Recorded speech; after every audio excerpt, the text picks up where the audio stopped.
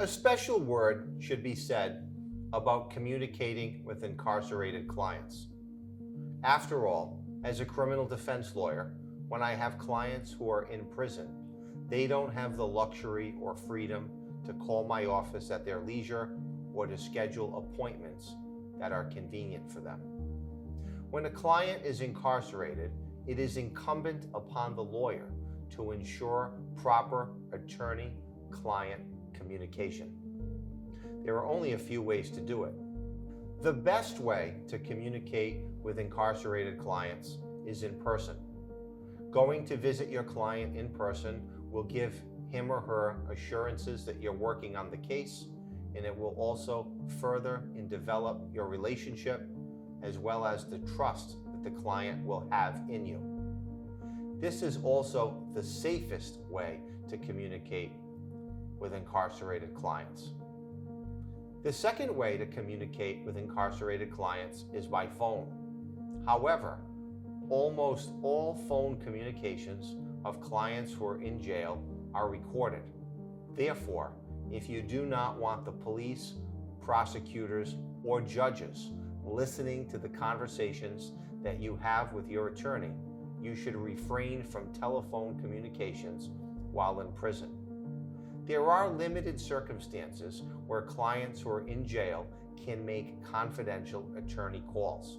However, unless you have complete confidence in that process, you should only speak to your attorney by phone under the most extraordinary circumstances and at your own risk.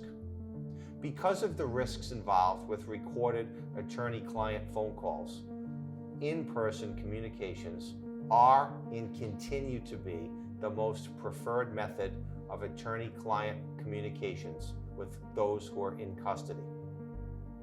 The third way to communicate with clients who are in custody is to do so in writing. That is my practice. When I have a client who is incarcerated and there are developments in their case or important information I wish to share, I always send the client a letter. This documents for them and my office what has happened in the case and what the goals are for the future. It often serves as a reminder to the clients that we are continuously working for them, even though they might not have the chance to speak with or to see us all the time. Another way of communicating with clients who are in custody, due to the expansion of technology, is to do so by text or email.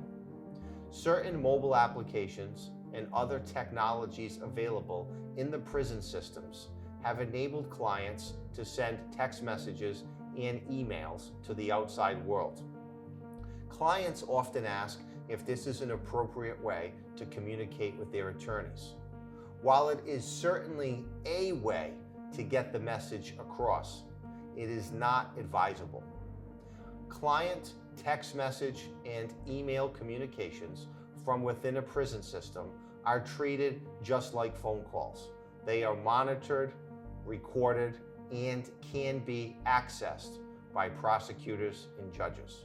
While it is possible to communicate with your lawyer in this way, it is highly discouraged. In closing, the best way to communicate with clients who are in custody is in person. If a client needs to see his lawyer, he should leave a message with the office, have a friend or family member indicate that the client needs a jail visit, or send the lawyer a letter. Face-to-face, in-person communications is and shall continue to be the safest and most preferred method of communicating with clients who are incarcerated. My name is John Calcagni, former federal prosecutor and head of New England's premier boutique criminal defense law firm.